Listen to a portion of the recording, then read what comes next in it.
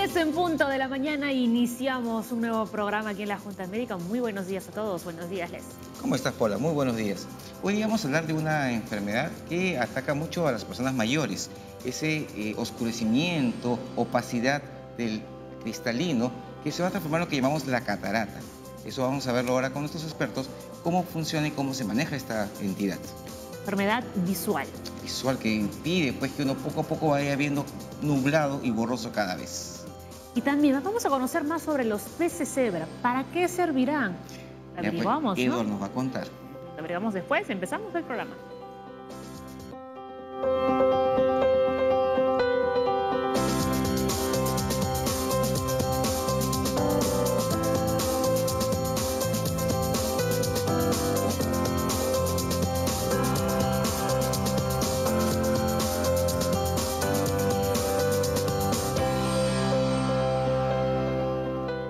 Bueno, hoy en la Junta Médica nos centramos en nuestros ojitos. Vamos a hablar de las cataratas, ¿no? Como decía Leslie, una afección visual que generalmente no lo vemos más en los adultos mayores.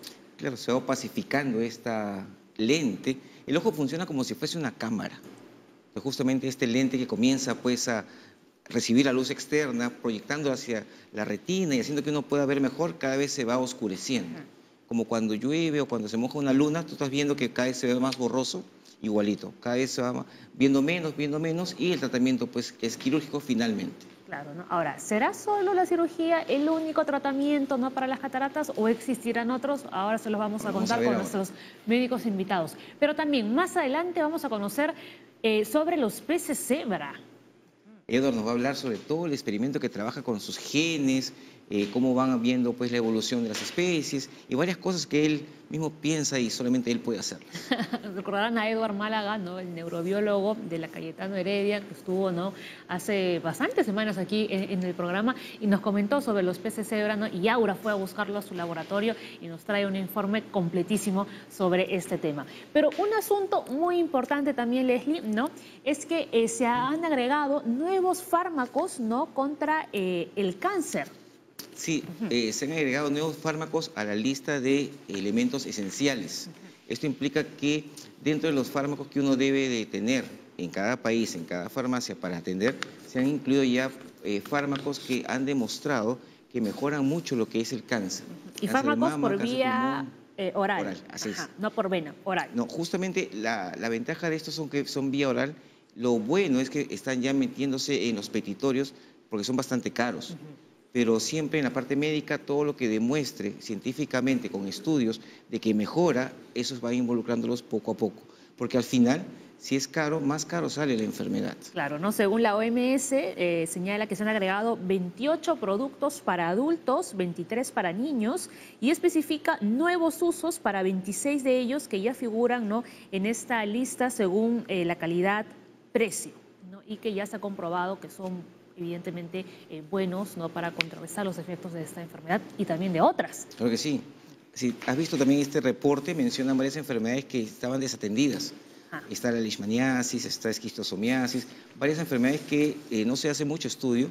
Y dos que hay mucho aquí en el Perú, el dengue y el Zika. Así es. Y la leishmania también, ¿no? Entonces hay fármacos que desafortunadamente son demasiado caros, pero ahora al estar dentro de los petitorios ya vamos a poder adquirirlos y ser más fáciles para manejar. Claro, la idea es que estos fármacos, ¿no?, entren a los hospitales de todo el mundo, pero bueno, eso en teoría. En la práctica, tú que eres médico. No, lo que pasa es que recién la OMS los ha aprobado. Entonces ahora tienen que aprobarse en cada país. Entonces los comités farmacológicos, farmacoterapéuticos de cada hospital, de acuerdo a sus requerimientos, van a tener que solicitarlos porque ya tenemos un respaldo de que se pueden pedir y pueden estar dentro de lo que básicamente se requiere para tratar a un paciente. Esperemos, ¿no?, que en nuestro país lleguen pronto. Esperemos que sí. Ya están acá. Lo malo es que todavía no se pueden adquirir, solamente está en la parte privada, pero ya con esto vamos a poder tener fármacos de primera línea para manejar cánceres, enfermedades infecciosas y enfermedades que antes tenían un mal pronóstico. Con esos nuevos fármacos el pronóstico es mucho mejor. Entonces, en todo caso, reiteramos que sean accesibles, ¿no? Más accesibles en todo caso. Esa es la idea. Están los fármacos, pero en clínicas, ¿no?, privadas. Solamente ahí podemos conseguirlo con la parte del seguro. Pues sin embargo, en el Ministerio de Salud hay varios fármacos nuevos que se pueden ir pidiendo ya. y eso sí existen actualmente en los hospitales, pero son fármacos que han demostrado pues que funcionan. Con esto, que son nuevos estudios, nuevas revelaciones, vamos a tener ya mayor cantidad de fármacos disponibles para los pacientes. De lado ese tema y vamos a centrarnos, ¿no?, en las cataratas. Recuerden que estamos en vivo, pueden empezar a enviarnos todas sus consultas, ¿no? Tenemos cuentas en la Junta Médica, tenemos cuentas de la Junta Médica en Twitter y también del Facebook, y pueden llamarnos a la línea médica, que es el 619-0747. Y ya tiene que estar en la pantalla en este momento el dato número 1 sobre nuestro tema del día. A ver. Muy bien, cuando el cristalino, el lente del ojo, se vuelve opaco y pierde su transparencia, se producen las cataratas afectando la visión. Claro, esa es la idea, justamente este lente comienza a opacificarse, comenzamos a ver menos, ver borroso. Hay ciertas técnicas que nos van a enseñar y si es que sigue oscureciéndose, bueno, habrá que cambiar este lente. ¿No? Y como veíamos en el dato número 2, no existen medicamentos que curen las cataratas. El tratamiento definitivo es la cirugía. Y esto lo saben muy bien nuestros invitados que ya están aquí en el programa. Por favor, quiero ver a nuestros invitados. Ahí están, ¿no? Por un lado, el doctor Rafael Velarde, oftalmólogo, jefe del servicio de oftalmología del Hospital Rebagliati, y también el doctor Jorge Fernández, oftalmólogo del Lino. Con ambos vamos a abordar este tema tan importante y vamos a despejar muchísimas dudas sobre las cataratas. Pero tenemos más datos, ¿no?, sobre nuestro tema del día. A ver, el siguiente, por favor. ¿Me pueden poner primero el dato y luego camino? Ahí está. Si bien el envejecimiento es la causa principal de las cataratas, también existen las congénitas y otras provocadas por enfermedades asociadas o consumo de medicinas. Y cuando decimos que son congénitas nos referimos a que uno las adquiere, ¿no?, antes de nacer incluso. Doctores, ¿cómo están? Buenos días. ¿Cómo están? Buenos días. ¿Qué tal? Me encanta porque siempre vienen con su maqueta. Entonces así sí, nos sirve de muchísima explicarlo. ayuda para poder explicarlo, ¿no?, con mayor detenimiento y para que la gente en casa pues, lo pueda entender muy bien. Bueno, como estaban explicando ustedes hace un momento, la catarata es la opacificación de un lente con el que nacemos todos, para poder esquematizar un poco para los televidentes. Esta es la maqueta de un ojo, para poder ilustrar, y el sistema óptico del ojo funciona con dos lentes en realidad. El primer lente que tenemos en el ojo es la córnea, es la tapita transparente que podemos ver desde la parte exterior, y el segundo lente que tenemos por detrás del iris es el cristalino. Esto de acá es el vitrio, que es una gelatina que tenemos dentro del ojo, y el cristalino, el que estamos hablando, es esto de acá. Es, como ustedes ven, es un lente. Este lente naturalmente lo tenemos así, transparente, como se ve en la maqueta, pero que la opacificación de este lente se llama catarata. Ahora, principalmente la catarata, o la mayoría de las veces la catarata es por la edad, ¿no? Se ven en personas a partir de cierta edad, principalmente mayores de 50 años, pero no son las únicas causas de catarata, ¿no? La catarata también se presenta en congénito, es decir, el niño, el bebé nace con una catarata, ¿no? Y otras causas pueden ser pues, enfermedades metabólicas, medicamentos. ¿Qué clase de medicamentos puede ocasionar o ser un factor de riesgo para desarrollar una Por catarata? ejemplo, el uso de corticosteroides por periodos prolongados o también inclusive en gotas pueden producir el tipo de catarata subcapsular posterior, que es una variación, una de los tipos de cataratas que se puedan presentar, ¿no? O sea, hay varias cosas por las que pueden presentar cataratas, por ejemplo, traumatismos también, o por la parte ocupacional, ¿no? Por ejemplo, yo trabajo con radiación, yo trabajo exposición ambiental muy significativa, entonces tengo la probabilidad de hacer catarata más precozmente que el resto de personas. Generalmente, ¿a qué edad una persona, cuando hablamos de una persona ya de una edad avanzada, suele presentar cataratas? ¿A partir de los 60 en adelante? Bueno, no es pues, uniforme para todos, pero se observa con mayor frecuencia a partir de los 50 años. Los 50. Claro. Adulto joven, más avanzado. Adulto, pero conforme se va avanzando en edad, se presenta con mayor frecuencia, ¿no? Mayores de 65 años es más frecuente, ¿no? Y prácticamente una persona de 80, 80 y tantos años es casi seguro que tiene algún grado de opacidad del cristalino, o sea, algún grado de catarata. En algunos casos todavía no le ha impedido su quehacer diario, por lo tanto no acuden a una evaluación. Pero en el caso de que ya su nivel de actividad, la visión que tiene no le va bien, entonces ya acuden a la consulta y se le puede diagnosticar algún grado de madurez de la catarata. Tenemos una imagen ahí. ¿Nos pueden explicar ahí más gráficamente dónde está toda esta alteración? ¿Dónde está ahí el cristalino? Bueno, el cristalino está ahí localizado detrás del iris. El iris, en este caso, en esta imagen la vemos azulito, medio celeste. Lo que se ve de color negro es la pupila. O sea, en realidad eso es transparente. Sino que en el ojo, como usted, doctor, dijo también, tenemos una cámara fotográfica. Entonces la cámara es oscura por dentro y el ojo también es igual, oscuro por dentro, para poderse sensibilizar con la luz que venga estimulada de la parte externa. Entonces, luego, detrás de esa pupila negra, tenemos un lente biconvexo, que es el cristalino transparente. Y que cuando este se opaca, se denomina catarata. Así de simple. Sí, sí, sí. Así es. Muy bien. Y una cosa que sí han dicho los colegas es que el uso de corticoides puede ser catarata, pero un uso indiscriminado y sin prescripción médica. Para que no se asusten. Sí, eso hay que aclararlo, ¿no? Porque va a haber pacientes que necesitan usar corticoides, ¿no? Mientras el uso sea pues monitorizado por un personal médico y se esté atento a las reacciones adversas que pueda tener, no hay problema. Pero en ocasiones podemos ver que les indicaron o una gota, o una crema, o una pastilla y sintieron mejoría por otra molestia y lo comenzaron a usar de manera indiscriminada por un tiempo no controlado y desarrollan cataratas, ¿no? Como comentó el doctor, principalmente el tipo subcapsular posterior, que es un tipo de catarata y puede ser a cualquier edad, no necesariamente un paciente mayor de 50 años. ¿No? Y por ello tenemos la siguiente claqueta, ¿no? Después vemos esta imagen, vamos con la claqueta de clasificación, ¿no? Que como decíamos que la edad puede ser un factor de riesgo, pero puede afectar también a personas más jóvenes, ¿no? Otra clasificación, pues congénita, secundaria, ¿no? La traumática y, como decía el doctor también, la radiación, ¿no? Importante. Todos esos aspectos pueden generar una catarata en las personas, sean primarias o secundarias. Pero puede ser en un ojo solo, sin que afecte a los dos o ambos. Habitualmente es bilateral, pero presentación asimétrica. Suele un ojo comprometerse más que el otro. Y como no hay mucha costumbre, digamos, en la población de acudir a consulta periódica, entonces suele ocurrir que el paciente cuando va a consulta es cuando el segundo ojo que se supone que el paciente considera que es el bueno se compromete. Y habitualmente viene con una catarata muy avanzada en el ojo que ellos consideran que está mal y el ojo que se supone que es el bueno también está comprometido. Entonces, eso es muy frecuente en nuestra población porque no acuden a consulta habitual, digamos periódica, ¿no? Preventiva. Entonces vienen como si tuviéramos cataratas que están viniendo del Perú profundo, de zonas muy alejadas, y las tenemos en Lima. Y si en Lima tenemos esos problemas, imagínense ustedes cómo se presentan las que vienen de zonas alejadas del país. Ahora, las personas que han sido operadas, por ejemplo, con láser, ¿no? Para tema de miopía y tal, ¿podrían ser más propensos a desarrollar cataratas o no tiene nada que ver?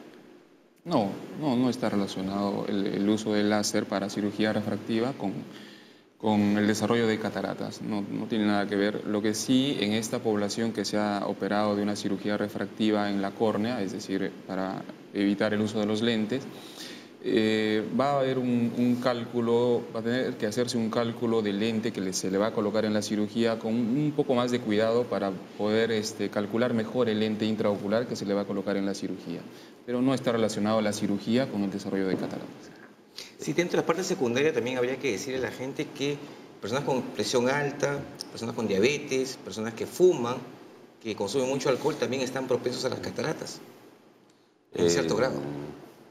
O sea, las cataratas no tienen mucha relación. Por ejemplo, el tabaco va más con maculopatías. Las afectaciones, claro, nos afecta todo, pero en la parte de la mácula, ¿no? Con respecto a algunas enfermedades, por ejemplo, los diabéticos suelen presentar cataratas también, así como los usuarios, parecidas habitualmente, como les ocurre a los pacientes que usan gotas de corticosteroides. O sea, vale decir, hacen cataratas subcapsulares posteriores, también ellos, ¿no? Y así hay algunos tipos de cataratas que se presentan con algún tipo de peculiaridad. Por ejemplo, a veces lo que decían ustedes es que, por ejemplo, los pacientes miopes que fueron operados de cirugía refractiva, sabemos nosotros que habitualmente esos pacientes van a desarrollar catarata más precozmente que el resto de la población. O sea, hay ciertas asociaciones que se presentan y que nosotros tenemos que buscar como oftalmólogos en forma preventiva en la población. Claro. ¿No? ¿Algo que añadir, doctor? Comentarles que, como ya ustedes habían adelantado en algún momento, el tratamiento de una catarata es quirúrgico, ¿no? En todos los casos, y la decisión de cuándo hacer la cirugía va a estar en relación de qué tanto afecta la vida normal del paciente las cataratas, ¿no? Hay personas que pueden sentir muy rápidamente que la opacidad del cristalino ya les afecta su quehacer diario, personas que necesitan la visión para su quehacer diario. Por ejemplo, comparamos una persona que trabaja en oficina y que tiene que realizar lecturas de varias horas versus una persona que trabaja en el campo y que no necesita una visión tan fina. Entonces, el que va a quejar más pronto su molestia en la visión es esa persona que trabaja en oficina, porque lo va a notar más rápido. Entonces, él va a demandar una cirugía probablemente más temprana versus la persona que trabaja en el campo, que probablemente desarrolle un mayor grado de catarata cuando recién acuda a una cirugía. Pero el tratamiento es quirúrgico. Muy bien, tenemos que hacer una breve pausa en Junta Médica. Acabamos de empezar el programa, queda mucho todavía que conversar con los doctores. Envíenos sus consultas porque estamos en vivo, ya regresamos.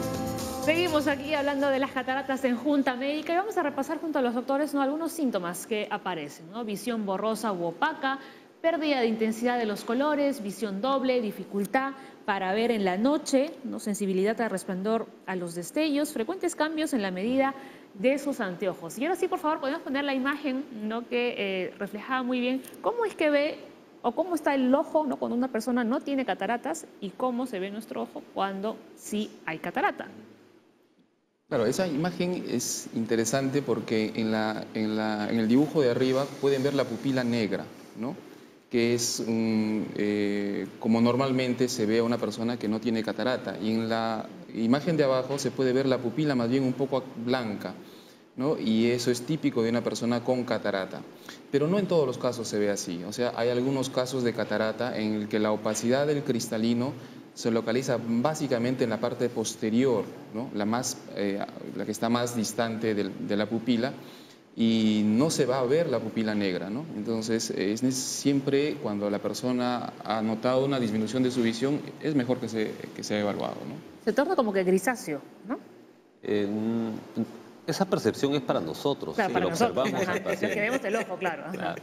Pero lo que pasa es, el problema acá está en que la percepción del paciente es diferente, porque el paciente, como digamos, va viendo una opacificación de a poquitos, como que se va habituando o acostumbrando a ver mal. Muchas veces ellos creen que, bueno, pues así es por la edad, pues seguramente Claro. debe ser porque así son con los años. ¿Cómo podríamos graficarlo? ¿Como cuando se empaña una luna, por ejemplo? Como que se va, digamos, como si fuera un vidrio esmerilado, como que se va haciendo medio opaco, pero esa intensidad va variando tras el tiempo. O sea, y como habitualmente se compromete primero un ojo y luego el otro, entonces el paciente se va adaptando a esa vida. E inclusive muchas veces hacen visión monocular. Eso significa que si nosotros nos tapamos un ojo y tratamos de caminar viendo con un solo ojo, vamos a ver nosotros que de pronto no puedo calcular bien para salir de la habitación, para bajar las gradas, pero como es algo paulatino se van acostumbrando increíblemente y se adaptan a ese nuevo medio. Y cuando van a la consulta, pues tienen un cataratón en un ojo y el otro ojo también ya está avanzado. Pero entonces, hay algunos síntomas o signos que la familia puede notar, que yo he notado en mis pacientes. Es que, por ejemplo, la familia puede referir que el abuelito en la casa tiende a prender todas las luces en la casa de noche porque no ve bien. Todo el mundo ve con un foco nada más, y está bien la iluminación para todos los demás, pero no para el abuelito. El abuelito se prende todos los focos. ¿no? Ese es un signo de que no está viendo bien. Otro dato interesante es cuando hay familia que dice, mi papá tiene una vista excelente porque lee el periódico sin lentes, ¿no? Y su papá tiene 80 años, entonces no podría leer el periódico sin lentes. Lo que pasa es que la catarata, cuando va desarrollando, va causando miopía, va quitando primero la visión de lejos, va cortándose la visión, pero la visión de cerca se mantiene. E incluso hay casos en los que de cerca no veía bien por la presbicia, pero luego esa visión de cerca comienza a aparecer, pero va perdiendo la de lejos. Entonces, ese abuelito que lee el lente sin periódicos, yo le puedo asegurar casi con certeza de que tiene cataratas. Tenemos llamadas telefónicas ya.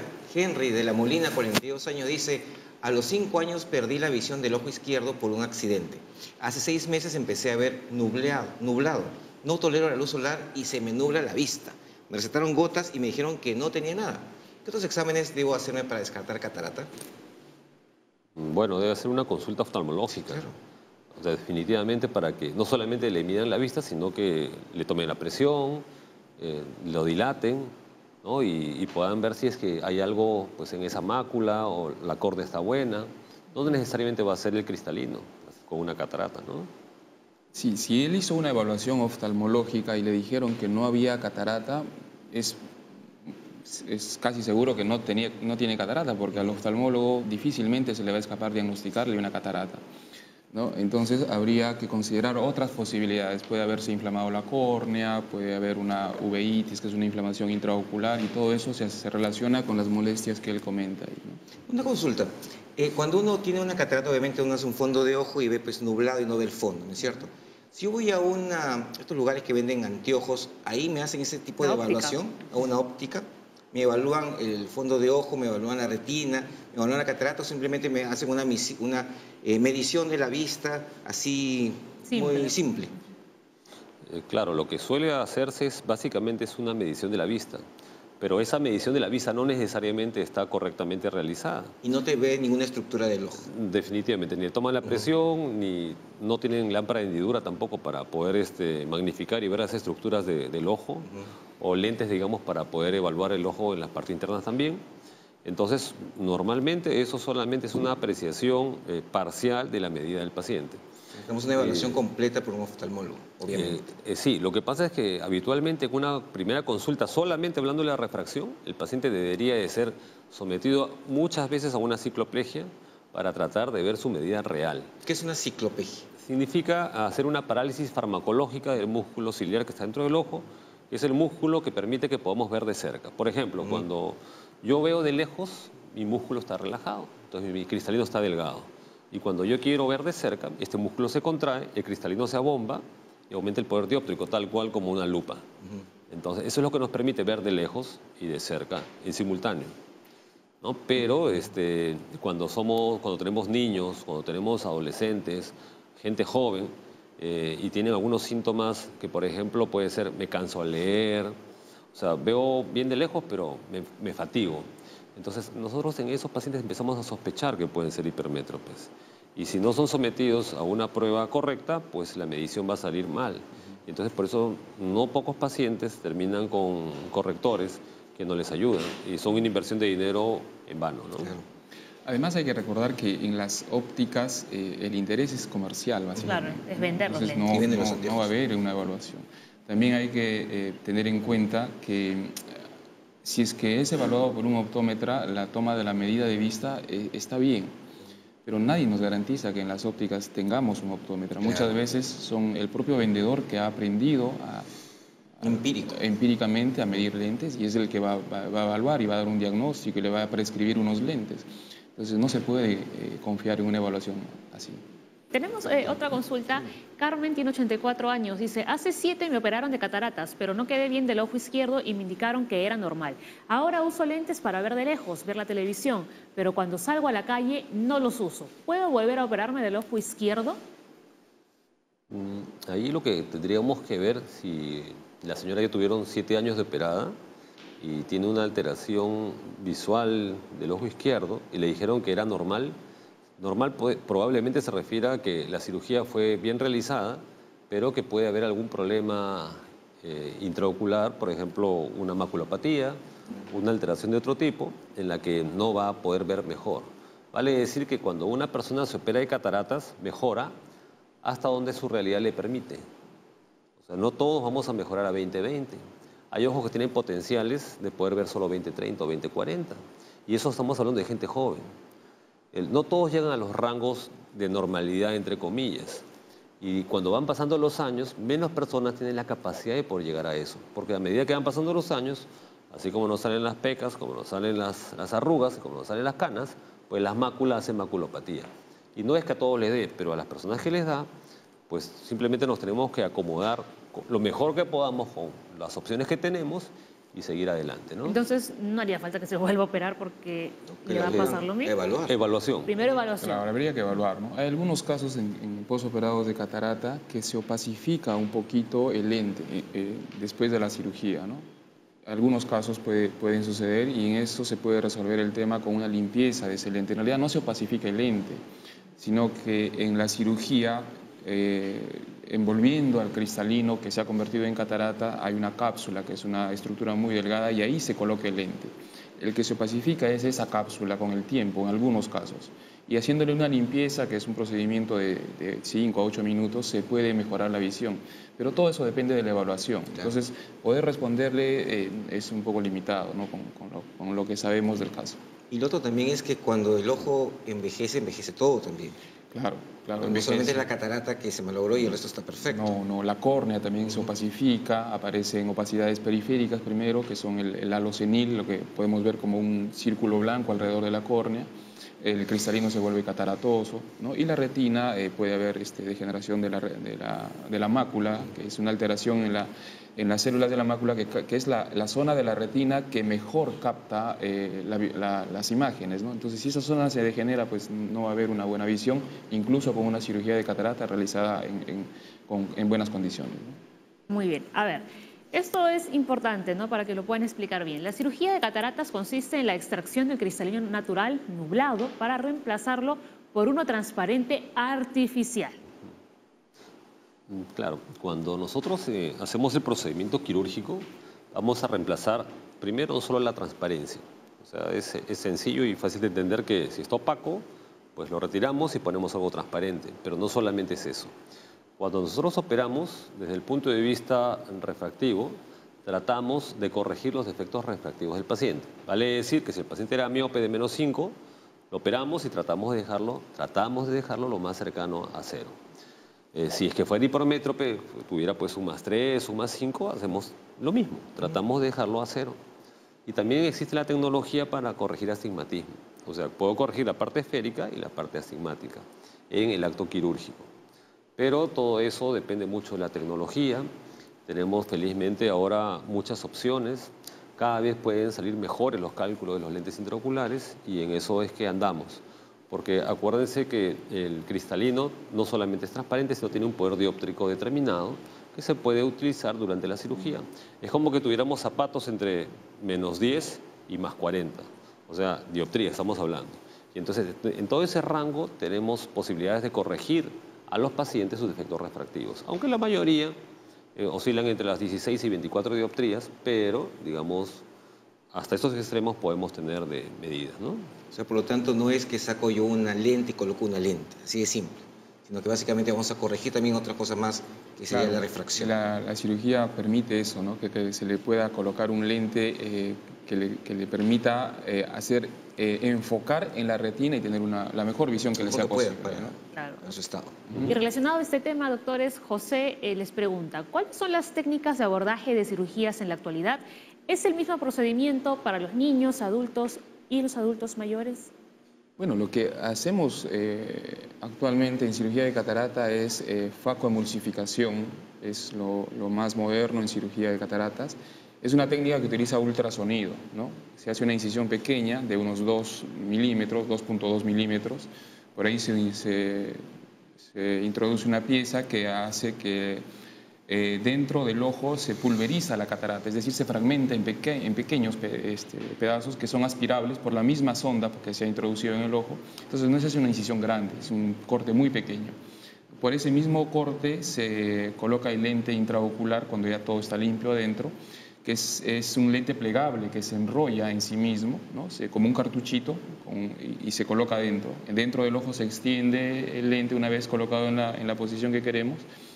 Y la incisión ya no lleva puntos, sino que solamente es autosellante, ¿no? Se hidrata un poco la incisión para que se pueda cerrar el ojo y no se usan puntos, ¿no? Ahora último está apareciendo el láser también para la cirugía de catarata, ¿no? El láser de femtosegundo, que da algunas ventajas al procedimiento en sí, ¿no? Es una tecnología nueva que se está implementando ya en el país, ¿no? Ya existe esa tecnología acá.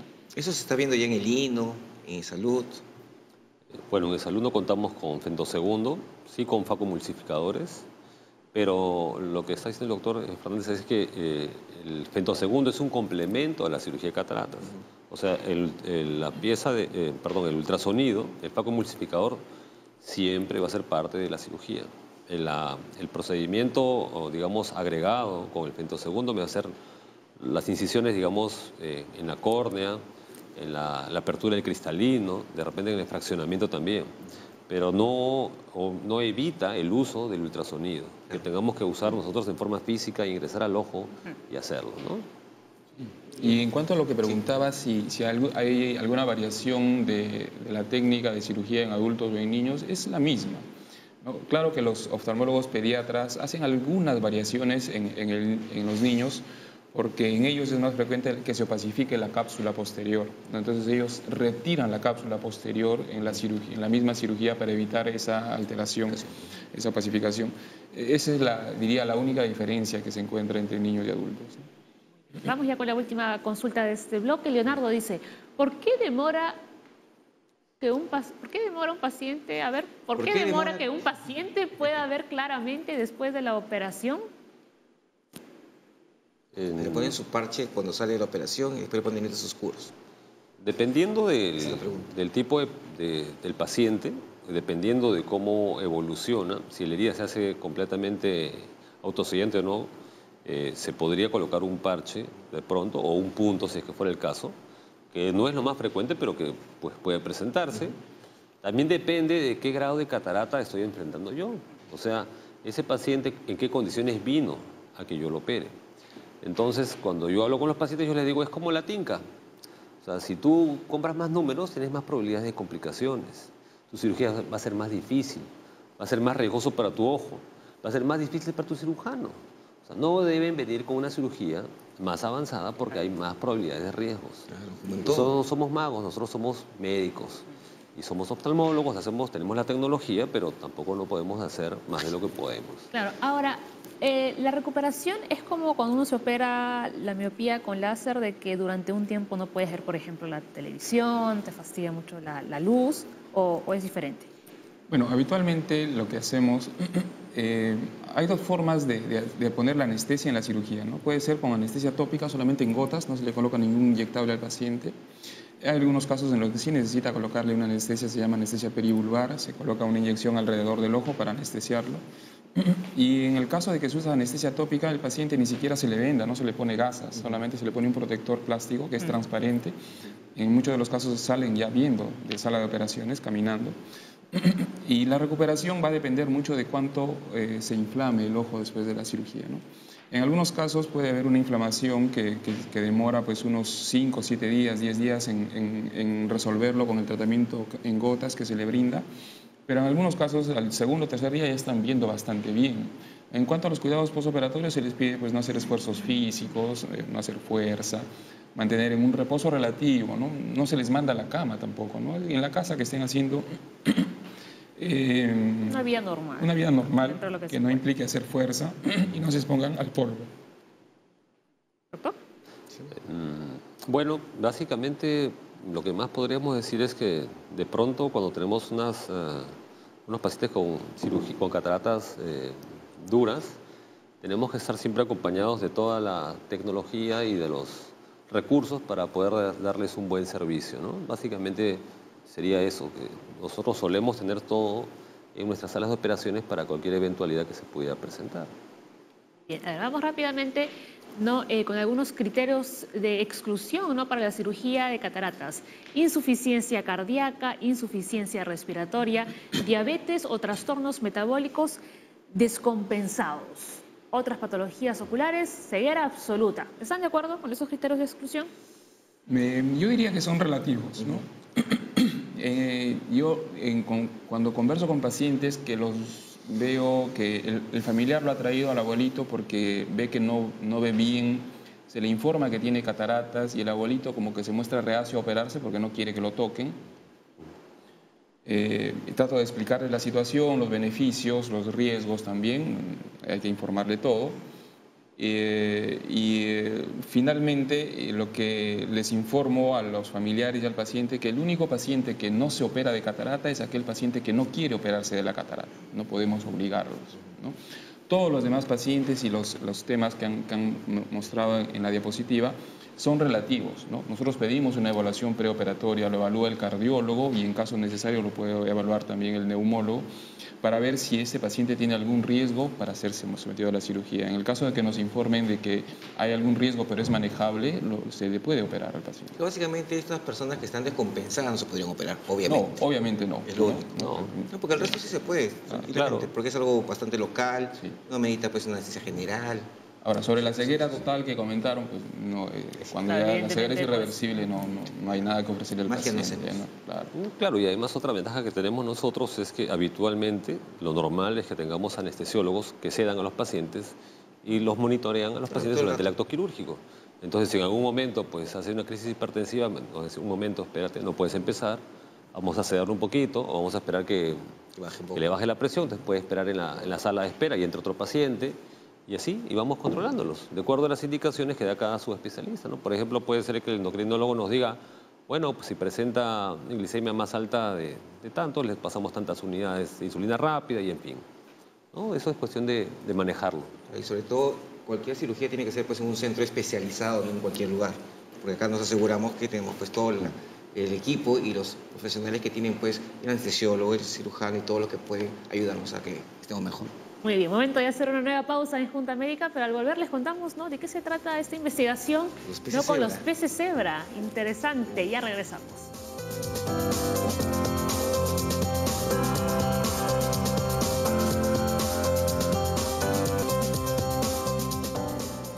Mucho tiempo estuvo por acá Eduardo Málaga, un amigo nuestro que habla de la parte de neurobiológica, hablando pues de las cosas que estaban haciendo, la parte genética, viendo de dónde procede una especie, otra especie, algunas variantes que están existiendo. Ahora vamos a ver qué está trabajando con los peces cebra. Ahora ha ido a visitarlo y vamos a ver qué encontró ahí. Adelante. ¿Sabía usted que algunos peces forman parte importante de investigaciones contra enfermedades neurodegenerativas como el ELA, el Alzheimer o el Parkinson? ¿No? Por eso esta ruta de la salud va en búsqueda de actualidad y avances científicos en el Perú y nos ha traído al Laboratorio de Neurobiología de la Universidad Cayetano Heredia para conocer un poco más las posibilidades de combatir estas enfermedades tan presentes en la medicina actual. Así que empecemos.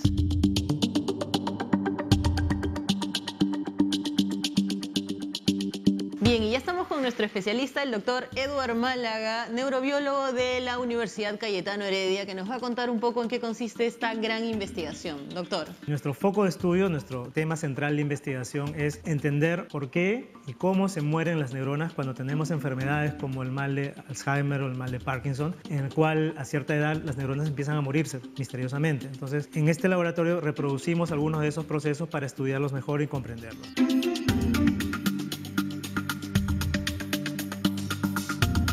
¿Por qué es importante el estudio de estas enfermedades? Es la próxima gran epidemia. Si nos ponemos a pensar, las sociedades vienen progresando a nivel mundial, se genera un cierto bienestar y un aumento en la calidad de vida de las personas. Esto implica que a medida que pasa el tiempo tenemos una población adulto mayor cada vez más grande. ¿Y eso qué significa? Que vamos a tener una población cada vez mayor que sufra de enfermedades asociadas al envejecimiento. Cuando usted vaya a ver algún neurólogo, lo más probable es que se va a concentrar en hablar de esta fase tardía, donde uno ya tiene los problemas de memoria, donde ya se producen estos procesos de agregación en el cerebro, pero en realidad el proceso empezó mucho antes, empezó 30 años antes, cuando tiene 30, 35 años ya empieza a degenerar. Entonces es importante que la investigación se dedique también a encontrar métodos diagnósticos ya en esa fase temprana para evitar el avance.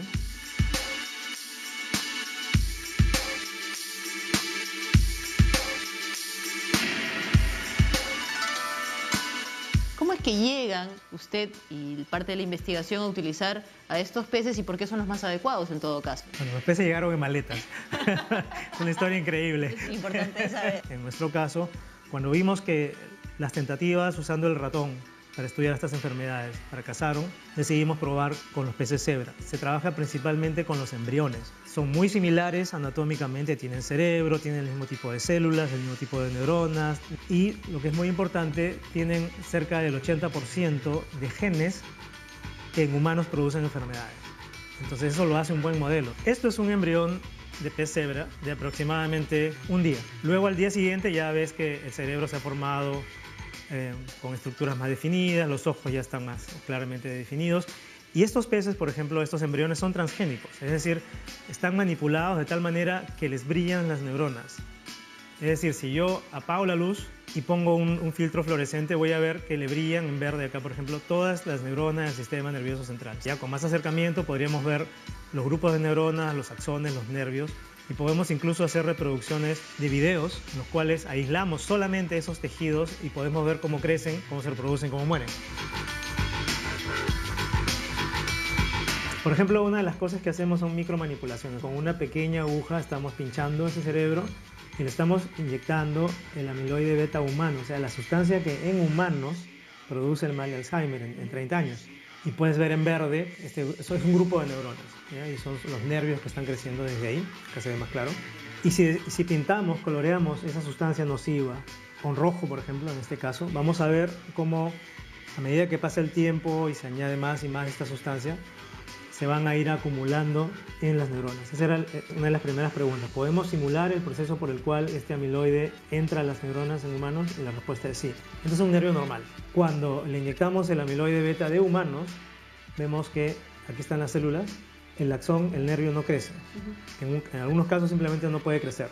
En algunos casos sí crecen, pero se cortan, se parten, se rompen porque son muy frágiles. Y en algunos otros casos empiezan a formar como ciertas ampollas, lo cual indica que van a empezar a retraerse, a contraerse y a degenerar. Entonces estamos viendo 3 tipos de daños que se producen en neuronas en este modelo que han sido tratadas con una sustancia propia de humanos que produce neurodegeneración. Doctor, entonces usted nos ha mostrado el daño a nivel neuronal que tienen estos embriones. ¿Y esto se refleja en lo motriz, en sus movimientos, en algo más físico? Por supuesto. Justamente acá estamos viendo las neuronas que controlan a los músculos, ¿no? Y si tienen un daño lo podemos ver en otro tipo de ensayo que te voy a mostrar en la otra estación del laboratorio. Perfecto, vamos entonces. Este es un aparato, un equipo de monitoreo conductual.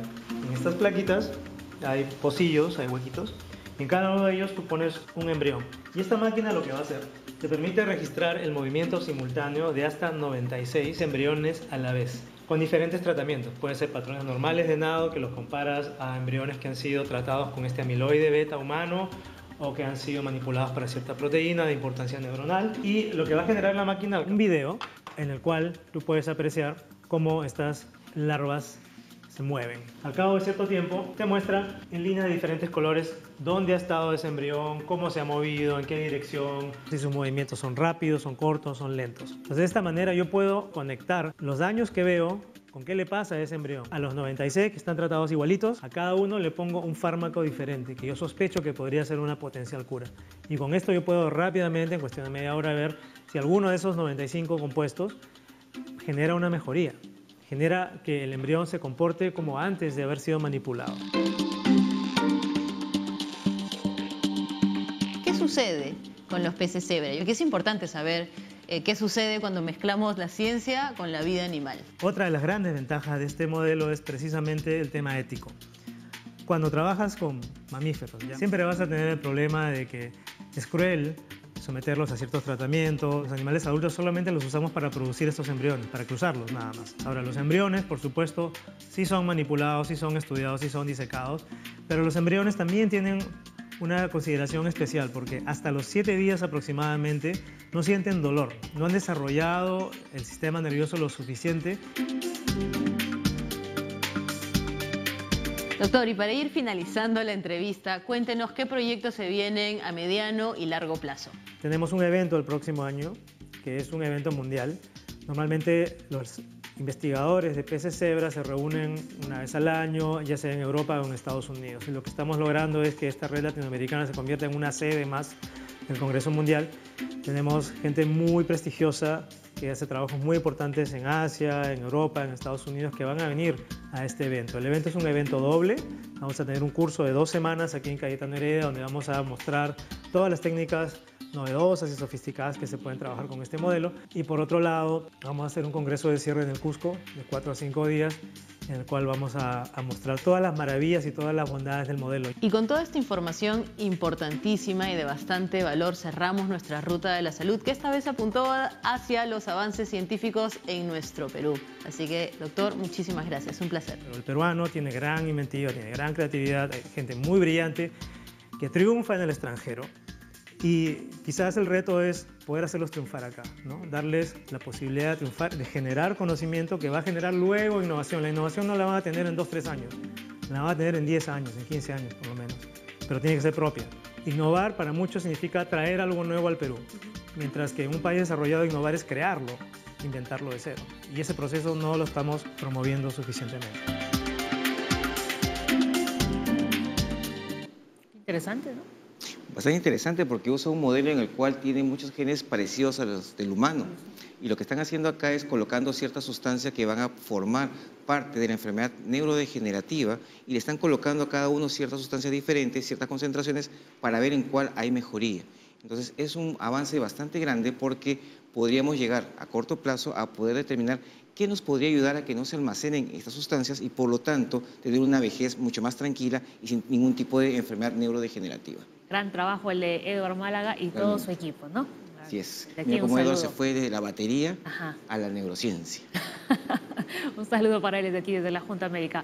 Momento de hacer una nueva pausa en el programa. Perfecto. Regresamos con más en Junta Médica.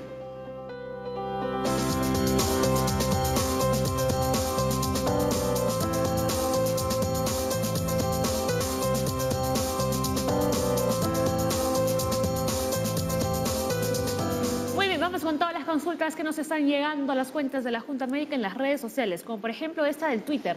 Daniel, doctores, ¿el cristalino que colocan es permanente o tiene caducidad? Es permanente, es para toda la vida, no es un cristalino, es un lente, ¿no? Es una prótesis que se coloca, pero es permanente. ¿Y esta prótesis podría volverse a opacificar? Es muy raro que se opacifique el lente en sí, puede suceder, es una rareza eso. Lo más frecuente, que tampoco es tan frecuente, es que se opacifique la cápsula y se puede resolver con láser, es un procedimiento muy rápido, se puede limpiar. Es un lente ya de por vida.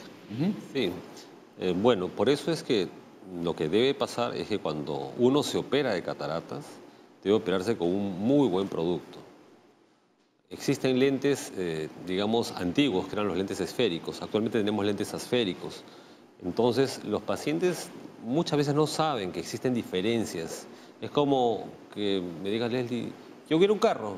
Bueno, te puedo dar un Tico de segunda, te puedo dar un Mercedes-Benz, te puedo dar un carro bueno, un intermedio, un Toyota, por ejemplo. Pero es importante, no es cualquier lente que uno debe recibir.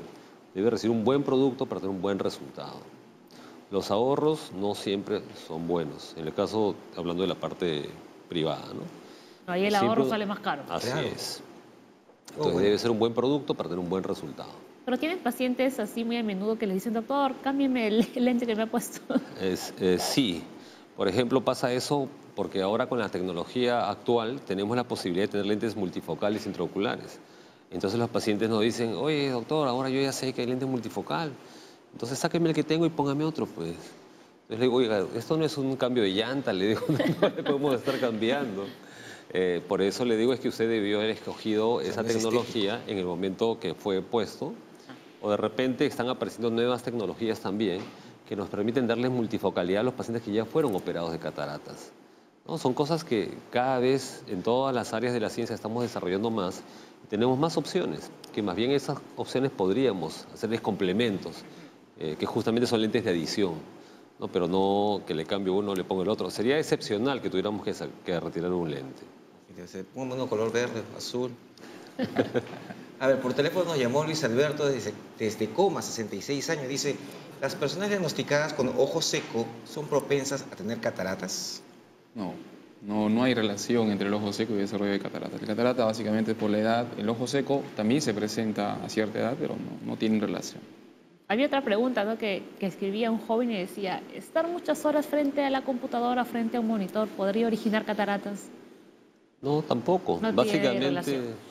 Básicamente lo que le va a producir son molestias de superficie, porque el estar expuesto muchas horas, lo que va a ocurrir es que la persona se va a exponer a tener queratitis y ese tipo de problemas por no tener un adecuado parpadeo de repente, por no, de repente, si tenemos ya cierta edad, lubricarse un poco o tener ciertos tips para poder mejorar su función si tenemos que tener muchas horas frente a la computadora. Ahora tenemos, por ejemplo, lentes que tienen filtros de luz azul. Entonces tenemos varias cositas que nos están ayudando a que sea un poco más confortable las ocupaciones cuando dependemos mucho de la tecnología. Así es, ¿no? A ver, Giovanna llamó desde Trujillo, tiene 53 años. Tengo asimetría en el nervio óptico del ojo derecho y carnosidad en ambos ojos. ¿Qué significa esta asimetría? ¿Debería operarme? Bueno, no le entiendo muy bien cuando me dice que tiene asimetría del nervio óptico del ojo derecho, ¿no? En primer lugar, cualquier patología del nervio óptico no es operable porque estamos hablando de un tejido neurológico, de neuronas, ¿no? No se puede acceder quirúrgicamente hacia el nervio óptico. La carnosidad sí es operable, ¿no? La carnosidad es lo que los médicos lo llamamos pterigio, popularmente se conoce como carnosidad, eso sí es operable, ¿no? A mí se me ocurre que de repente lo que habla de asimetría es que de repente el médico le puede haber dicho sus papilas son asimétricas. Podría ser. ¿Y eso qué significa? Lo que pasa es que cuando tenemos glaucoma, podríamos tener, empezamos a desarrollar alteraciones a nivel del nervio óptico. Entonces una papila puede verse más escalada en relación a la otra. Pero eso tiene que ser comprobado con una consulta, con toma de presión, con campos visuales, con otro tipo de exámenes complementarios. Pero existen excepcionalmente algunas personas que tienen asimetrías normales. Pero la gran mayoría de personas, cuando vemos una asimetría, pues se prendió la alerta y tenemos que descartar otras cosas. Porque lo que tenemos que nosotros corroborar es lo que en la mayoría de personas se presenta. Entonces, si es que fuera el caso, que converse bien con su oftalmólogo, realmente por qué le dijo eso, y pues que lleguen a una conclusión. Nicolás de la Perla, 84 años, dice, fui operado de catarata hace 1 año y medio. Veo bien con el ojo derecho y opaco con el izquierdo. Uso lagrimales, me imagino que gotas, y cuando fui a verme me recomendaron usar lentes, pero la medida no me hace bien. ¿Qué puedo hacer? ¿Por qué veo opaco? Ahí hay varias opciones, ¿no? Podría ser que tiene un problema en la mácula, que no le permite ver mejor. Podría ser que hay cierta opacidad en la cápsula después de la cirugía, o podría ser que quedó una medida de lente un poco mayor que en la del otro ojo, porque como comentamos hace un momento, tratamos de dejar la medida en 0 en ambos ojos, pero podría ser que no siempre lo consigamos, ¿no? Entonces, supongamos, en un ojo quedó 0 de medida y en el otro quedó 2 de medida. En ese ojo que quedó 2 de medida va a sentir que ve menos que el otro ojo y por lo tanto el oftalmólogo le ha recomendado lentes, ¿no? Y esa podría responder un poco lo que nos está consultando. Y la medida que no hace bien, que no le encuentra la medida exacta, debe tener otra patología de fondo. Claro, había que evaluar qué otra cosa se presenta en él, ¿no? Entonces, señor Nicolás, vaya al oftalmólogo para que le haga una evaluación completa de todo el ojo. El ojo no solamente es el cristalino, hay muchas estructuras que ahí lo van a averiguar. A ver, Luz nos llamó desde el Cusco, tiene 79 años. Dice, desde hace varios años tengo degeneración macular húmeda en ambos ojos y no enfoco la visión. ¿Qué puedo hacer? ¿Tiene alguna relación con la catarata? Ese tipo de alteración, la degeneración macular húmeda, lamentablemente nosotros con la tecnología actual, si bien en un momento adecuado, se le pueden colocar algún tipo de tratamiento antiangiogénico para tratar de limitar la alteración de la agudeza visual que está produciendo esa membrana. Pero esa membrana depende en qué momento sea diagnosticada, en el momento de la consulta. Si ya está avanzada o está cicatrizada, ya no hay nada que hacer. Pero también, a su vez, si estamos en el momento adecuado, le pueden colocar las ampollas para hacer el tratamiento, pero no es curativo, solamente estamos tratando de que no avance el daño, o que regresione un poco, pero no estamos garantizando que va a poder estabilizarlo Ni necesariamente, y menos curarse. Solamente estamos tratando de mantenerlo para que mantenga una visión útil y pueda hacer su vida normal dentro de sus posibilidades. Pero lamentablemente no es infrecuente que existan personas que tengan un compromiso muy severo a nivel macular. Para comentar algo más en el caso de Luz, considerando que tiene 79 años, es posible que asociado a su problema de mácula tenga cataratas, ¿no? Considerando la edad. Entonces necesita la evaluación del oftalmólogo para que le diga si tiene cataratas, porque aún con degeneración macular y tiene cataratas, se le puede operar la catarata y le va a mejorar en parte la visión. Hay que explicarle claramente que la parte central de su visión no va a mejorar porque ahí está en relación al problema de la mácula. Pero su visión periférica podría mejorar si es que si es que tuviera cataratas y se le hace una buena cirugía. Perfecto. A ver, Vamos con la siguiente consulta. Ahí está. llamó Carmen de Linces, 79 años. Tenemos hoy día nuestra población justo de cataratas. Desde hace 8 meses tengo cataratas en ambos ojos. Uso lentes para leer y sumado a ello coloco una lupa porque los lentes no me ayudan. ¿Es necesario que me opere? ¿Qué gotas puedo usar? Bueno, ninguna gota le va a ayudar a solucionar la catarata. Ese es el problema, ¿no? ¿Por qué piensan que las gotas no es un tratamiento efectivo para las Que cataratas? como es borroso, piensan que el agüita que le está echando le va a limpiar. Lo único que puede usar es que seguramente la señora, porque tiene 79 años, está usando, es un lubricante. Un sustituto lagrimal nada más. Y lo que debería hacer es ir a hacer consulta, a ver si es que vale la pena operarse la catarata y saber en qué condiciones va a afrontar una cirugía de esas, ¿no?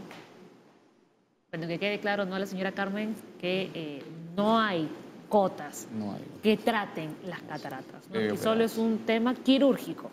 Una pregunta, ella tiene catarata en ambos ojos. ¿Es recomendable operar uno primero, los dos juntos?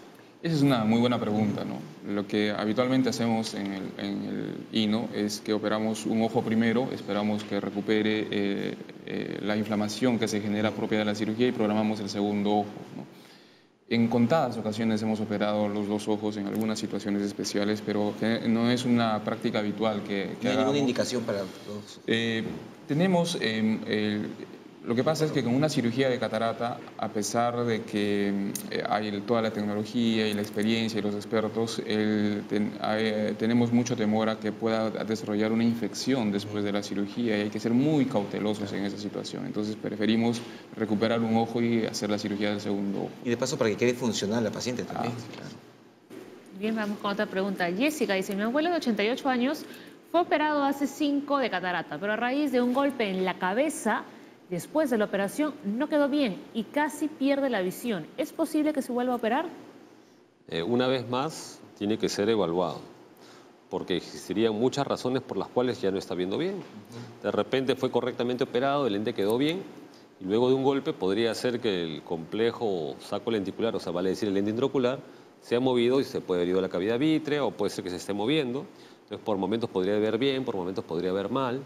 Podría ser que hubiera sangrado en la retina, que hubiera hecho un hemovítrea, un desprendimiento coroideo seroso por el golpe. O sea, hay muchas cosas que pueden ocurrir, entonces no podemos adivinar de qué se trata. Entonces, lo más importante sería que haga consulta y que se determine qué es lo que está pasando. Es lo ideal, debería ir al oftalmólogo rápidamente para ver qué tiene. Claro.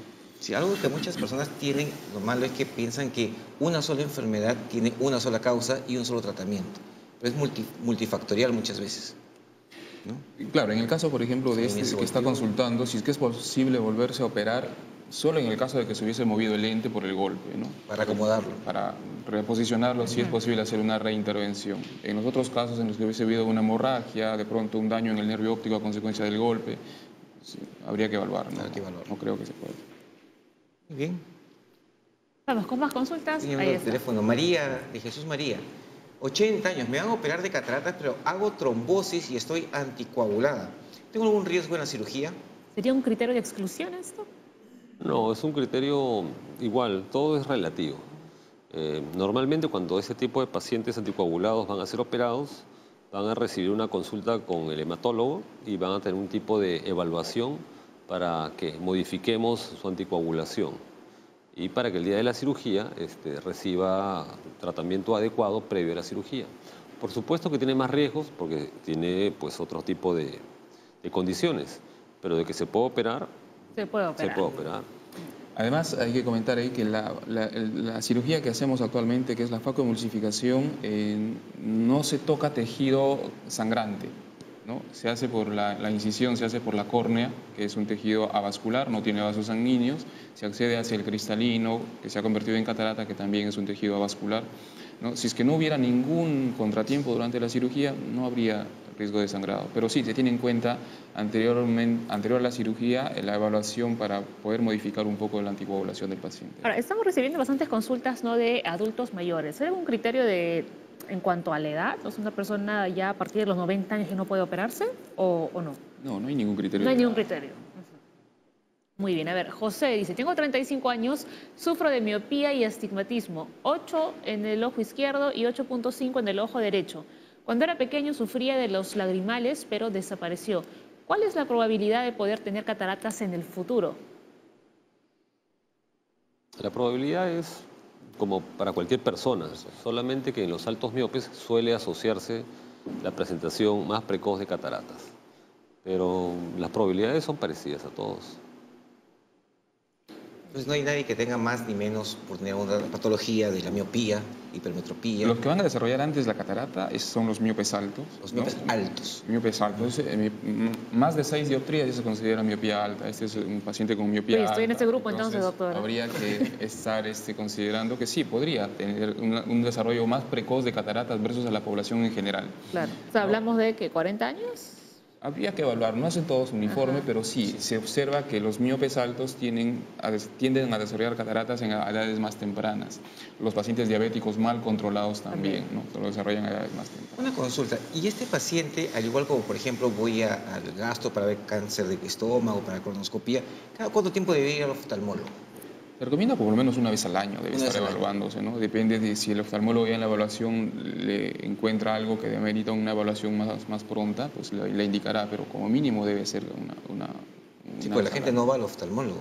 Cuando hay patología ya. Sí, Sí, es y verdad. aprovechando antes de, ya estamos en este tema, para la gente miope, los famosos lentes de descanso que venden en la calle, que la gente compra, mi lente de descanso para descansar la vista, ¿sirve? Por favor. Para los que no ven de lejos y de cerca también hay, ¿eh? Sí. Ese lente de descanso típico que se vende en la calle es para ver de cerca, es para presbitas, ¿no? Los venden no solamente en la calle, también los venden en las librerías, ¿no? Uno junto al libro que no puede leer está el lente que lo ofrecen en una bolsita y cuesta muy económico, ¿no? Entonces esos lentes el paciente se lo coloca y ve y ciertamente le ayuda un Como una poco lupa. a ver Como medidas un estándar, poco, ¿no? ¿no? Pero no en todos los casos le va a ayudar, ¿no? Hay pacientes que tienen algún tipo de medida ya previa en el ojo. Este lente le va a ayudar a aquella persona que de lejos ve perfecto, sus dos ojos funcionan bien de lejos y solamente tiene el problema de la presbicia a partir de los 40 años en el que nota que de cerca no ve bien. Entonces se prueba el lente y comienza a ver un poco más claro, le va a ayudar de cierta manera, ¿no? Pero no es lo ideal. Claro, no. Ya ves, Sí. Leslie, no te compres esos lentes. No me compro, prefiero oftalmólogo. A ver, en el Facebook, Lourdes puso, a mi papá lo operaron hace 5 años de cataratas. Ahora él tiene 89 años y hace 2 empezó a sentir molestias. Le diagnosticaron degeneración macular. ¿La operación ha podido desencadenar en esto último? No hay tipo de relación entre la cirugía de catarata o la presencia de la catarata y la degeneración macular. Son entidades que van por separado. Pueden presentarse juntas, pueden presentarse separadas, pero ahí vamos. Esta degeneración macular es más prevalente en personas mayores. Sí, por eso se llama degeneración macular relacionada con la edad. Entonces, Y puede ser de 2 tipos, la tipo seca y la húmeda, que en un paciente puso esa consulta, que es diferente. Digamos que la seca como que va mermando la visión paulatinamente, es menos agresiva, y la húmeda es más agresiva y susceptible de tratamiento. Es la única que podemos darle tratamiento con antiangiogénicos. Pues acá lo más probable es que haya tenido ya las 2 patologías por la edad misma. Y para darle más confianza al paciente, el lente intraocular que se coloca tiene filtro ultravioleta. Entonces también está protegido de la radiación con ese lente. Bien, vamos con la siguiente consulta. Ahí está, también del Facebook, Carmen Rosa dice, tengo 30 años y hace 8 me diagnosticaron ojo seco, miopía y astigmatismo. El doctor me dijo que era mínima la medida y me mandó a usar lentes. Hace 4 años los dejé y hace unos meses empecé a sentir dolor de cabeza, ojos y mareos. ¿Esto se relaciona con cataratas? No, se relaciona con que ha dejado los lentes. Ajá. Sí, con su ojo seco y con su miopía y con su astigmatismo. Yo creo que ella misma tiene su respuesta. Es que hay muchas personas que tienen 0.5, 1 punto de dioptría y se niegan a usar lentes y están todo el día sin los lentes, ¿no? Y luego están sufriendo. Ahí está Leslie, está levantando la mano. Eso de cerrar los ojos es estenopizar, ¿no? Es decir, cerrar un poco para simular un agujero, ¿no?, estenopeico, ¿no? Y mejora un poco la visión, pero igual se cansa. Sí cansa, me consta. José en el Facebook puso, una paciente de 83 años que tuvo infarto cerebral y toma warfarina, ¿puede operarse de cataratas? Muy similar al anterior. Sí, solamente que acá tiene el adicional de que tiene un infarto cerebral y probablemente requiera, dependiendo del grado de conexión que tenga la paciente en el momento de la cirugía, podría requerir una cirugía con anestesia general, que son algunos de los casos en los que podríamos tener anestesia general. Por ejemplo, los pacientes con problemas psicóticos, los pacientes con problemas, por ejemplo, los Down, los Parkinson. Entonces pueden presentar ese tipo de necesidad, que no es lo más común, pero algunas personas requieren ese tipo de ayudas, ¿no? Pero realmente cualquier persona puede operarse si requiere una operación de catarata y cualquier alternativa, va a haber una alternativa para cada uno de ellos de acuerdo a su patología que tenga. Claro, además hemos visto, ¿no?, que los criterios de exclusión son relativos también. Así es. La evaluación preoperatoria es lo más importante. Va al cardiólogo, al neumólogo, si fuera el caso, examen de laboratorio y vemos. Si tiene pase para operarse, se opera. Si le encuentran una restricción, algún problema pues, de salud muy severo, que no tolera el decúbito de repente, que se dio algo muy malo, entonces no se va a poder operar. Muy bien, a ver, Violet dice, a mi mamá de 72 años recién le está iniciando una catarata ocular, pero le han recomendado que espere más de 1 año a que se desarrolle. ¿Cuándo es operable la catarata? Cuando la persona que la padece siente que la visión que tiene no le satisface para su quehacer diario. Ahí se debe operar a esa persona. Pues normalmente se va opacificando y vamos cambiando los lentes, ¿es cierto? Un poquito. Sí, así es. Va subiendo un poquito la medida del lente, generalmente se miopiza, ¿no? Va aumentando la medida de la miopía, ¿no? Pero el paciente va notando que se midió el lente hace 4 meses, pero ese lente de hace 4 meses ahorita ya no le ayuda, lo tiene que volver a cambiar. Lo vuelve a cambiar y así a los 3 meses, 4 meses nuevamente siente que no está tranquilo con el lente, entonces tiene que operarse. Pero la idea es que si hace algún tipo de labor, si la labor no la puede hacer, que se opere. Claro que sí. Yanina del Facebook dijo, tengo presbicia y el brillo solar me irrita la visión. ¿Puede generarse cataratas con el tiempo? Tengo 40 años. La presbicia no tiene relación con la catarata. La presbicia es una entidad que aparece alrededor de los 40 años, que es la dificultad para poder enfocar de cerca. De repente ella podía ver muy bien de lejos y ahora de repente está empezando a sentir que ya no le da para ver de cerca. Eso es presbicia. Pero no tiene relación con la catarata. Y el brillo solar que le irrita la visión, bueno, pues podría de pronto usar unos lentes de sol, lubricarse y estar mejor, pero definitivamente que lo que necesita es ir a consulta. Claro que sí. Y va a tener catarata cuando tenga 80 años. Bueno, como todos nosotros. Como cualquiera. Como cualquiera. Como cualquiera que pueda llegar a esa edad. Así es. Livia dice, ¿un paciente de 93 años puede operarse de catarata y glaucoma o hay algún riesgo? Bueno, contestando a la pregunta si es que hay riesgos con la cirugía, las cirugías tienen algunos riesgos como cualquier acto médico, ¿no? Incluso un acto médico tan simple como prescribir una pastilla tiene riesgos. Las cirugías tienen riesgos.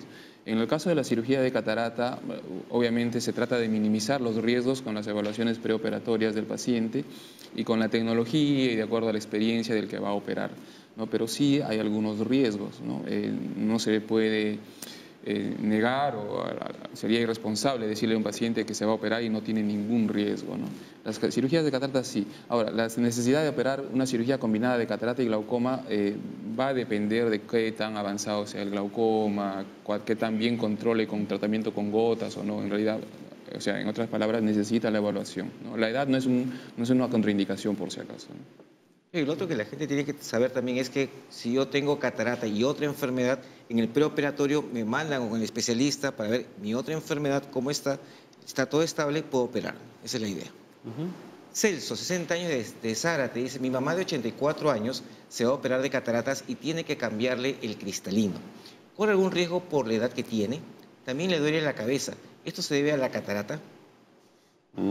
Bueno, como ya mencionamos, todas las actividades tienen riesgos. Y cuando los pacientes muchas veces nos preguntan, ¿y por qué hay riesgo? Le digo, ¿usted me puede asegurar que saliendo de la consulta usted llega viva a su casa? Le digo, en el camino de repente le atropellan, pues hay un accidente y usted no va a llegar. Entonces, le digo, pues en un acto médico con mayor razón hay riesgos. Y le digo, y si usted no desea arriesgarse, pues entonces no se opere. Pero si potencialmente tenemos la probabilidad de mejorar mucho, pues vale la pena arriesgarse. Todo depende que entendamos de qué se trata y qué vamos a lograr con el procedimiento. Ahora, no es un riesgo que va a atentar contra la vida del paciente, ¿no? O sea, porque creo que ese es el temor más o menos de las personas que están preguntando todo el rato, ¿no? ¿Cuáles son los riesgos de la cirugía? Si de repente se va a quedar ciego. Claro, el temor de los pacientes es quedar ciego, pues, ¿no? Y es una complicación que sí se presenta, es muy baja frecuencia, si puede suceder. En la mayoría de los casos, más del 90 y tantos % de la cirugía termina sin ningún contratiempo y la recuperación del paciente es buena, la recuperación visual. Recordemos que la cirugía de catarata es la cirugía que se realiza en mayor cantidad a nivel mundial, es la cirugía más frecuente, la cirugía de catarata. Y es en relación costo-beneficio, es la de mayor costo-beneficio. Sí.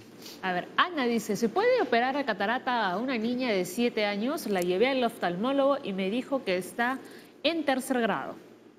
Debe ser 3er grado y primaria. Sí, me imagino, ¿no? Por supuesto que se pueden operar los pacientes, si que tienen catarata y tienen dificultades para poder ver.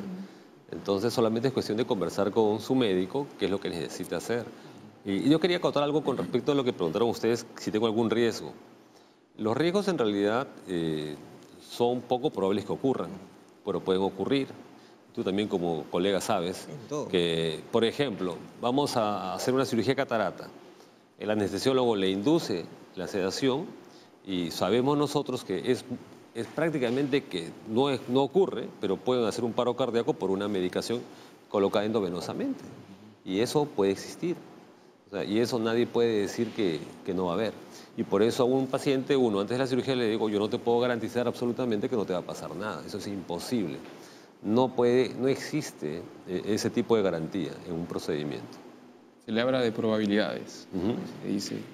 Claro, desde aquí de la Junta Médica no queremos asustar a la población. La idea es todo lo contrario, sí. ¿no? Es que cuando tengan el primer indicio, ¿no?, de que pueden tener cataratas, acudan al oftalmólogo, ¿no?, y se operen cuanto antes. Y tengan la suficiente confianza de hacer las preguntas, porque ahí se les puede... Ese es el momento para despejar sus dudas, explicarles cómo es el procedimiento, cómo va a ser la recuperación posoperatoria, cuáles son sus expectativas de recuperación, si va a tener una visión normal, muy buena después de la cirugía, o va a recuperar parcialmente su visión de acuerdo a lo que se evalúe en la retina, ¿no? Ese es el momento que deben aprovechar para hacer las preguntas, las dudas, ¿no?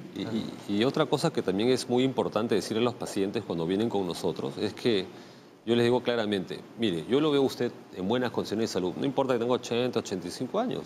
Le digo, pero lo que no sabemos en la tercera edad, en qué momento me cambia mi situación de salud, mi realidad. Entonces le digo, si usted está en buenas condiciones, es una persona saludable, está fuerte, opérese ahora. Claro. Porque si va a pasar 3 años, 4 años, 1 año, y su situación de salud va a empeorar, entonces ahí se le va a complicar más la vida. Va a ser más difícil para todos. Entonces no tiene sentido entrar en problemas cuando podemos solucionarlo en mejores condiciones. La gente que tiene hernias, tienen cosas, cálculos, opérate ahorita, estás bien. Más adelante vas a estar con alguna enfermedad o alguna cosa que va a ser un poco más problemática. Así claro. Es. Ahora, ¿hay diferencias con las cataratas en niños, en adolescentes? ¿O son las mismas? La decisión de una cirugía de catarata en niños es si afecta la visión. Hay casos de cataratas congénitas que realmente el niño, a pesar de que tiene una catarata congénita, esta se localiza en alguna parte del cristalino y no afecta la visión.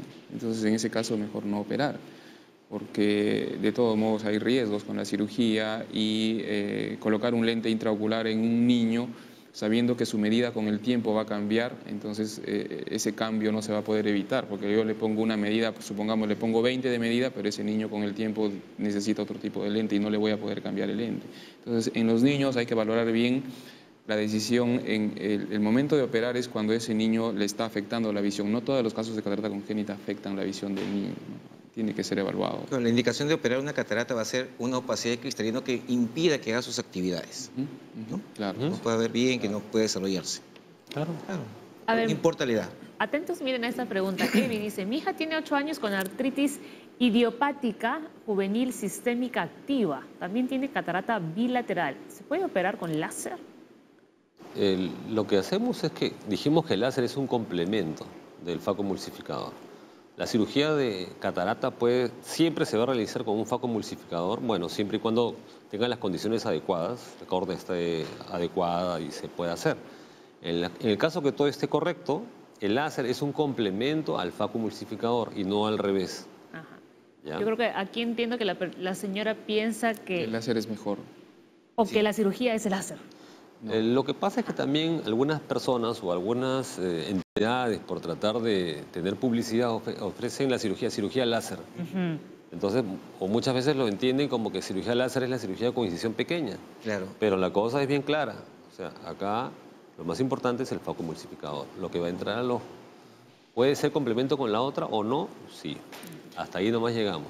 Ahora, en el caso de la niña que nos están consultando, con una artritis idiopática juvenil que está además activa, dice, es de suponer que hay algunos otros hallazgos aparte de la catarata. Debe tener una uveitis anterior y debe tener un grado de opacidad corneal que va a ser una cirugía difícil. Entonces, en estos casos, pues tiene que haber un buen control de la uveitis, que es la inflamación de la parte anterior del ojo, porque si la uveitis está activa, se contraindica la cirugía de catarata hasta mejorar esa condición. Hay que apagar ese...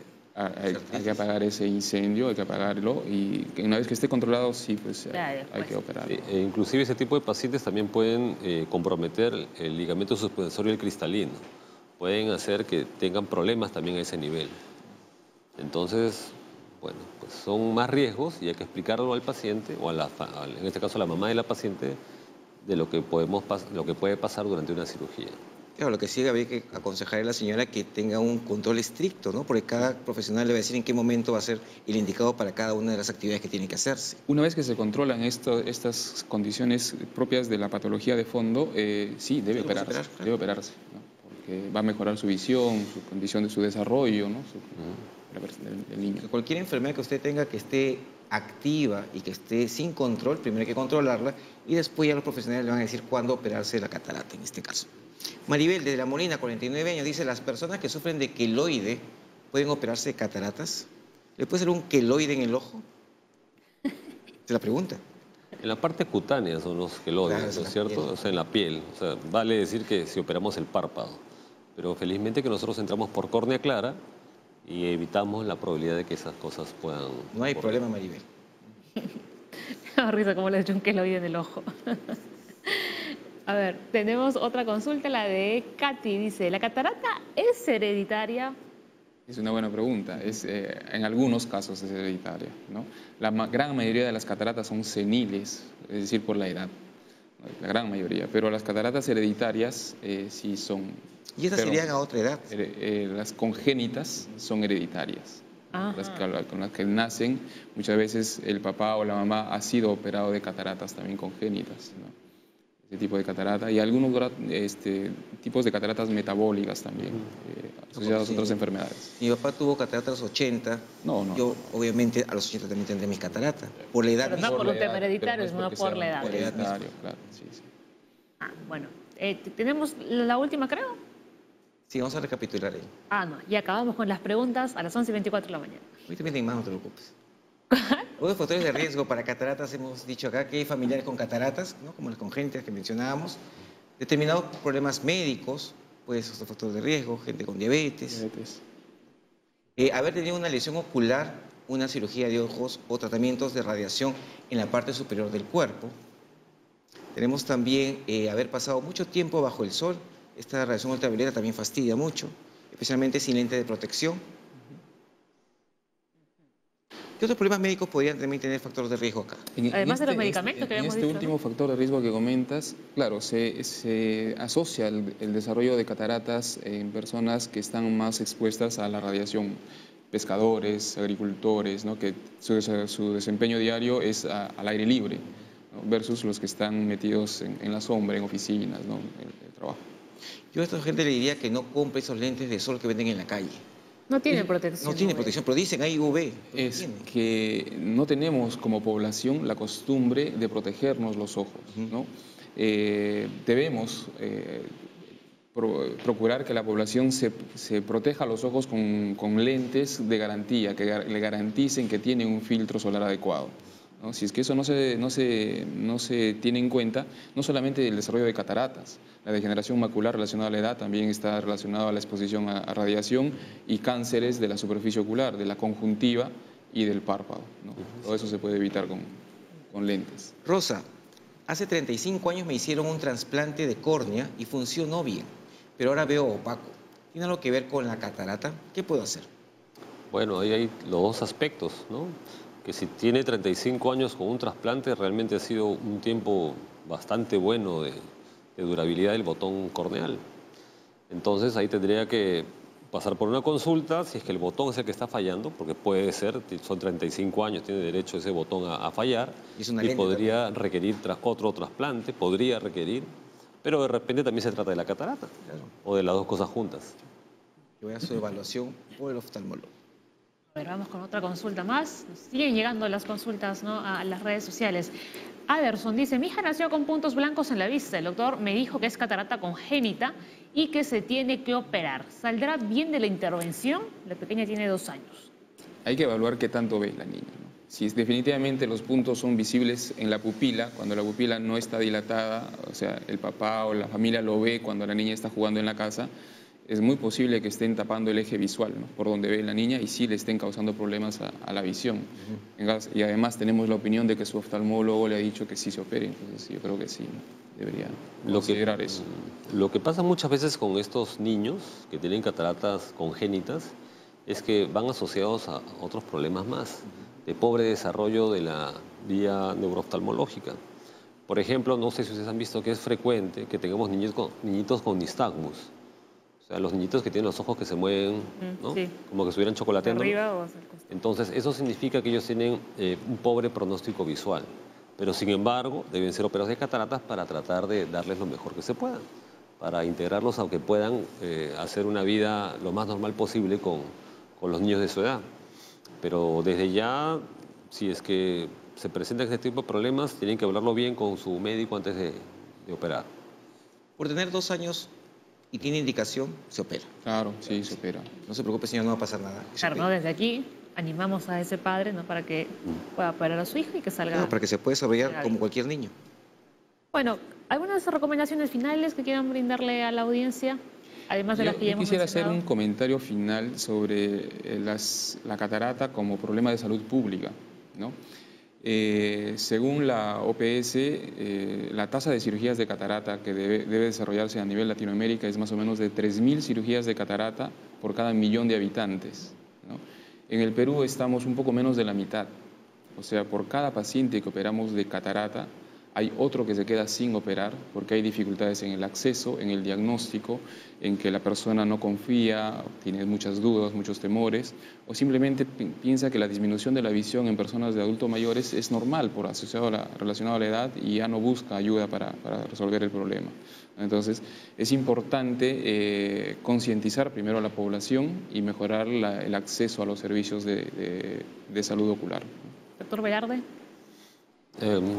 Bueno, lo que dice el doctor es correcto. Nosotros tenemos a pesar de que nos esforzamos por tratar de dar un servicio a la población, somos en cantidad insuficiente para poder satisfacer esa demanda que requiere nuestra población en general.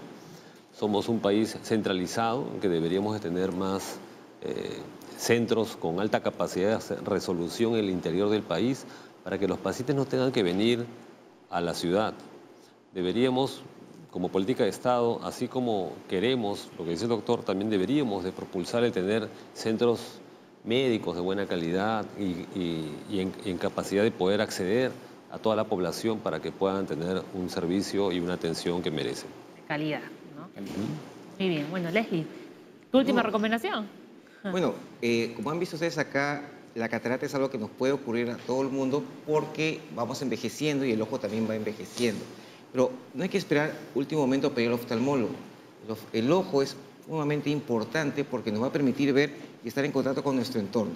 Por favor, visiten a los oftalmólogos, tanto en la parte del Ministerio de Salud, tanto en la parte de salud, porque todos estos tratamientos están cubiertos. Así que vayan, por favor, pero no vayan simplemente cuando esté todo demasiado avanzado. Vayan tempranamente, porque mientras más temprano, mejor va a estar su visión. Chau, chau. Chau.